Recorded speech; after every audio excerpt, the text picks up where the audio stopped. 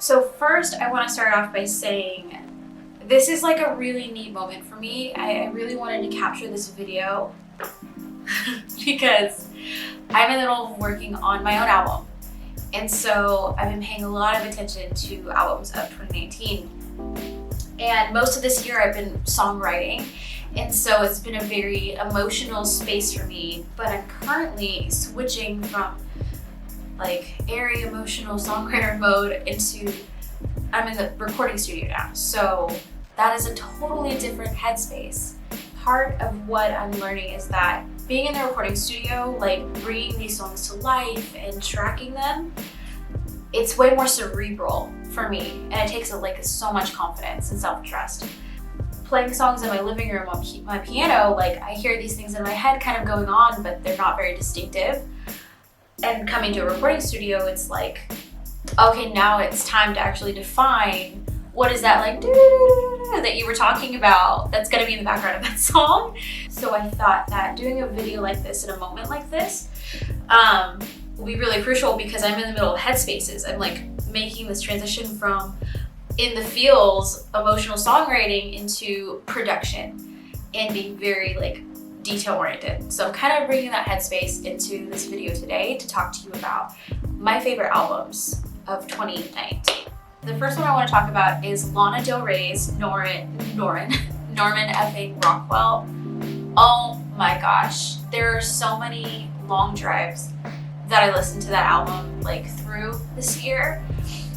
It just shifted the way I was writing some of my album and thinking through it, because I think often, especially me being in production now, you think through like, oh, how long is this song?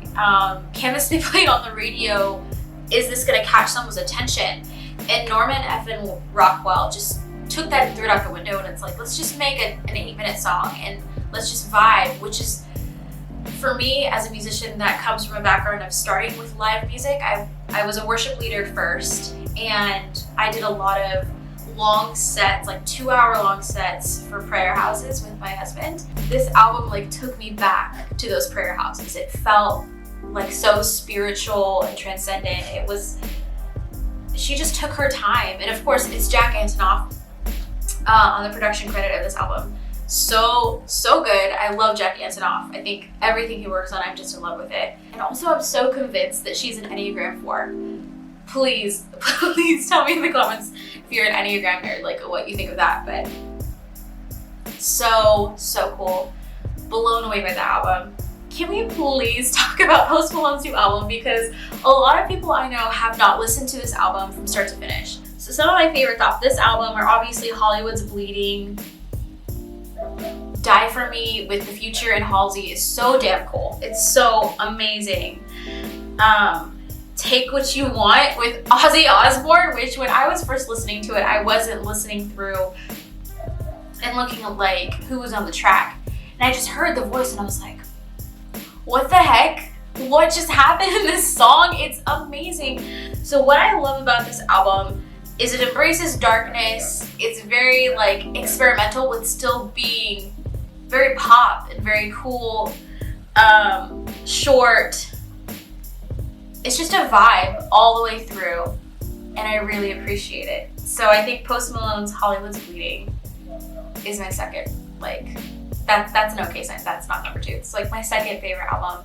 Ariana Grande.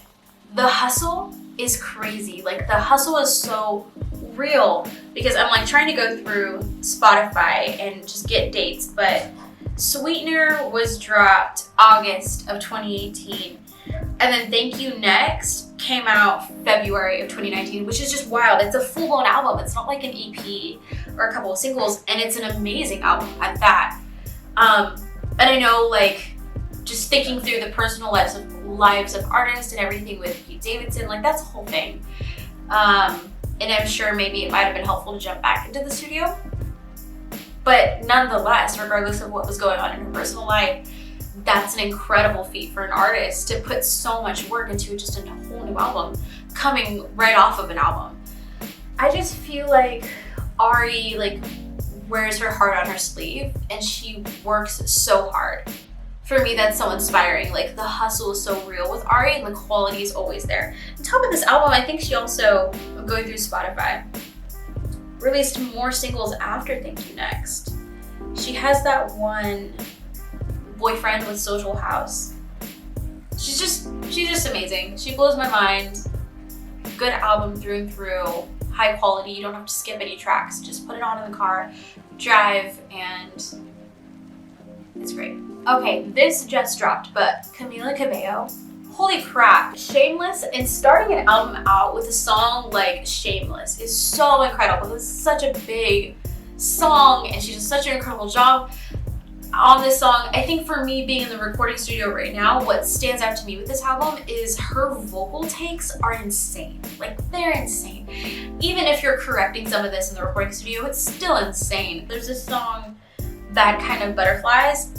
That song, vocally, just, I'm warming up to that song currently in the car, trying to get my my voice just to another level because she's just vocal goals. It's so good. Senorita is like obviously so dope. She does a song on here with Phineas. And most of you, I think, will know like Phineas is Billie Eilish's brother, but I think he should just be known as being Phineas because he's so amazing. Such a cool songwriter, producer, and he released his own music this year, so great. But he did this song with Camila Cabello called Used to This, and it's probably my favorite of the album because yeah, it does have like a lot of those lo-fi beats that you have in a lot of Billie Eilish's music, but it's not Billie Eilish. Like, he totally took the identity of Camila Cabello and produced it really well, and it's really beautiful. It's very her, fits very cohesively in the album, and it's very interesting. I think artistically, sonically interesting.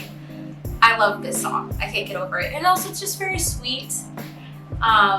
Just a very sweet song. Okay, Maggie Rogers, y'all. I know we all saw that video when Maggie Rogers was kind of like discovered by Pharrell.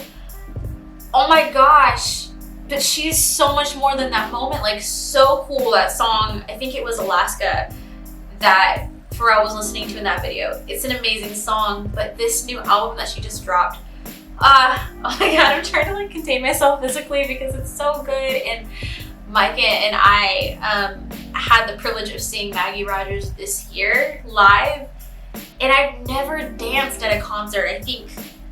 I don't know, I like kind of soak up music. I get very quiet when I'm at concerts because I'm just like taking it all in. I think especially as an artist, I'm just like crying and breathing and being very like still. It's just almost spiritual for me. But something about Maggie Rogers, like, it was very spiritual feeling, but I needed to be in my body and I needed to move in order to process what was happening. It was so amazing. This album is incredible. Please listen to it with the volume loud while you're driving and just listen to her insight, her beauty. Her songs are so fresh. I don't hear what she's doing in her music anywhere else. It's just so fresh and beautiful. There are these tinges of like optimism and hope while also very frankly talking about what she's going through. It's just beautiful. It's just a spiritual experience, like listening to Maggie Rogers. So, heard it in a past life. Please listen to that album. I don't think she's still touring. She may be though. If you have a shot to see Maggie Rogers live, please see Maggie Rogers live. It's way better in person.